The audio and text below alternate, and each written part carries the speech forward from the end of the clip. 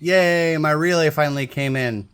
So, pro tip, if you're going to do this and for yourself and you go and order the parts that I've done, these are nothing but solid state relays off of Amazon. Let me give you a little pro tip. Make sure that the output is voltage DC and not voltage AC. Don't ask me why. Yeah, the first one I ordered was output. I didn't even see it was AC output. So this would be great if you're running like a Raspberry Pi and you're wanting to use 3 to 5 volts to turn something on that was alternating current. So just like in my other video, we have the battery power coming in here. We're stealing positive voltage going up to our switch. We're also stealing the negative DC going up to our switch.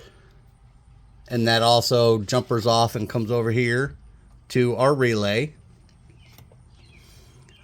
This big wire, all this is doing is taking a low voltage or a low current setup, triggering it, turning it on, and these two connect and it makes the wheels turn, or whatever load you have on it. So you can see we have the negative wire coming off of the battery going straight to the negative wire of the motors.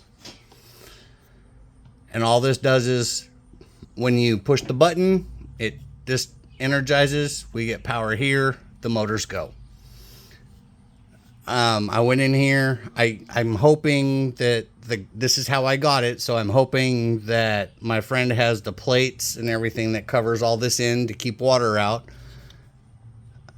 So let's just, I've got everything. I had to extend a wire so it's heat shrinked here. I don't have this heat shrink in place yet. I had to take it out there, put it in the driveway, hit the button, make sure it went the right direction. So these are ready to be heat shrinked. Our switch, the only reason we have, like I said before, a negative and a positive here, I know you can't really see that, is because there's actually an LED in this switch. So if we come around here, we're connected. Flip our little switch, which is right here. The radio turns on. And then if we push the button, stuff moves.